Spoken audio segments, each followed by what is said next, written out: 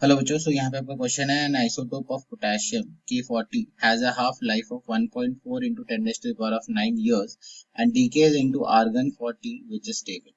Write down the nuclear reaction representing this decay. और second part बोला जा रहा है, a sample of rock taken from the moon contains both potassium and argon in ratio of 1/3. Find the age of the rock.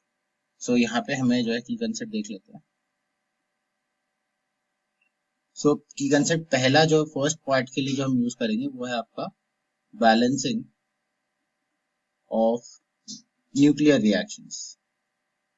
Nuclear reaction को अगर हमें balance करना आता है तो हम ये पर्टिकुलर पार्ट सॉल्व कर पाएंगे। सेकेंडली आपको जो सेकेंड वाला पार्ट है जो आपको देखना है वहां है आपको फाइंड करना कि आपका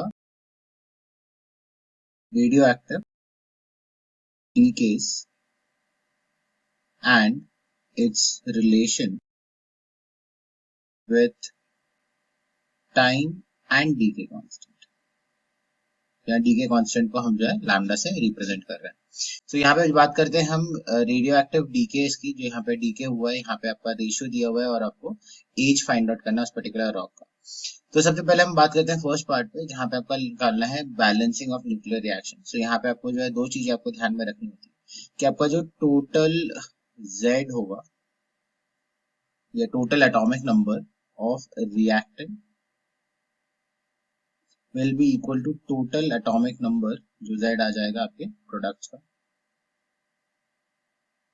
और इसके साथ साथ और एक चीज हमें जो ध्यान रखना है वो है आपका टोटल जितना भी आपका मास नंबर है ऑफ रिएक्टेंट्स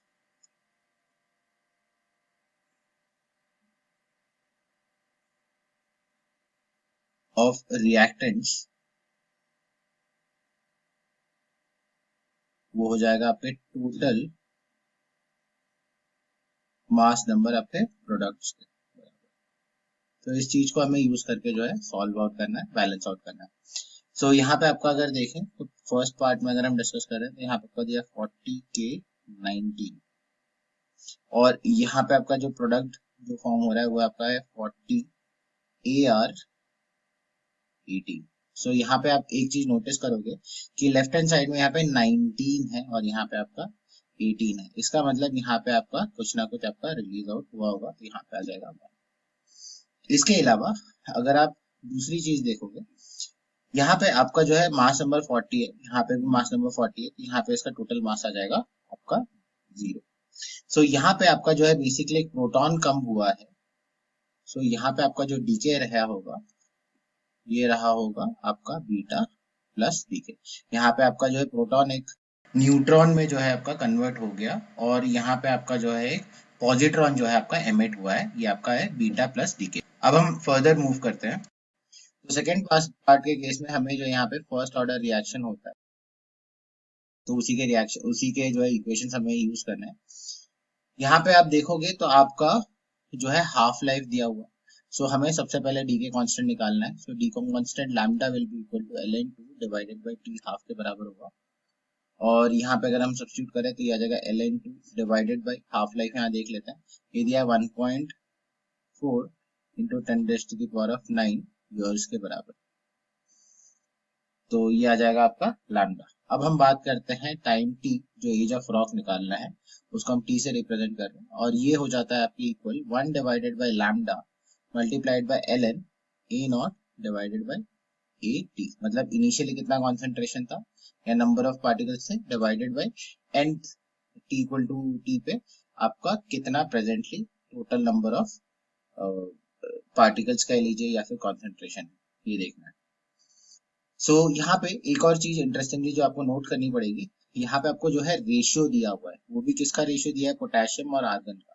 सो यहाँ पे आपका पोटेशियम जो है आर्गन में कन्वर्ट हो रहा है और यहाँ पे आपका रेशियो दिया है अभी करेंटली 1/3। सो यहाँ पे अगर हम अज्यूम करें, assuming the total moles of potassium 40 के अगर हम 1 मोल ले लें, वो भी at T equal to T पे, मतलब present.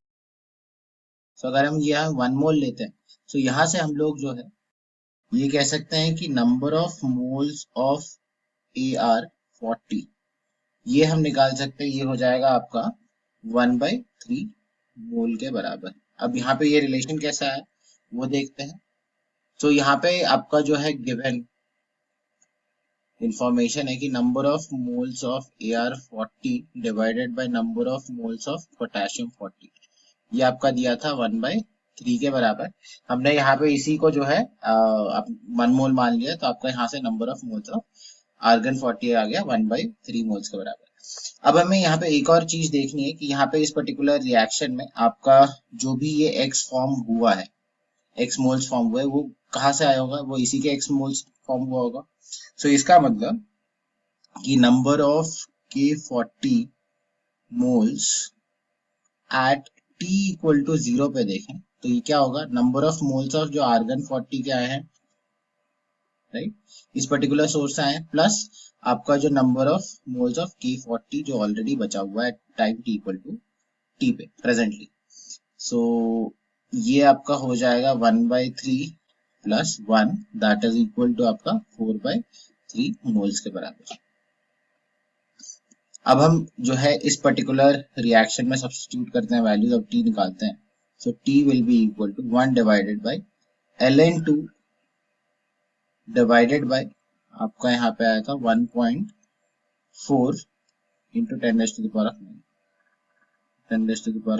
Years multiplied by ln A naught. Initially अगर हम देखें तो आपका 4/3 मोल्स था, डिवाइडेड बाय अभी जो प्रेजेंटली है दैट इज 1 मोल। सो ये आ जाएगा। अब हम इसको और सॉल्व करते हैं। यहाँ पे हम ln 4/3 की वैल्यू भी सब्स्टिट्यूट करते हैं। सो यहाँ पे t की वैल्यू आ जाएगी आपके, ln 4/3 की वैल्यू आती है अप्रोक्सीमेटली 0.288 के बराबर, डिवाइडेड बाय ln2 की वैल्यू है 0.693 और जो है डिवाइडेड बाय 1.4 इंटू 10⁻⁹ था इसके डिनोमिनेटर में, तो ऊपर आ जाएगा 1.4 इंटू 10⁻⁹ ईयर्स के बराबर। अब हम इसको फर्दर कैलकुलेट करें तो यहाँ से आपकी t की वैल्यू आ जाएगी इक्वल टू 0.58 इंटू 10⁻⁹ ईयर्स, और जो आ जाएगा आपका 5.8 इंटू 10⁻⁸ ईयर्स के बराबर। तो ये जो है आपका एज ऑफ रॉक आ गया। सो यहाँ पे हम कंक्लूड कर लेते हैं। ये आपका सेकंड पार्ट का आंसर है। फर्स्ट पार्ट का आंसर था रिएक्शन लिखना। सो वो अपन लिख लेते हैं वापस 40, यहाँ पे 19, ये आपका दे रहा है आपका 40 AR18 और प्लस जो है आपका यहाँ पे एक पॉजिट्रॉन जो है एमिट आउट हो रहा है, जिसको हम बीटा प्लस से रिप्रेजेंट करते हैं। So I hope you have understood the explanation of this particular question. All the best.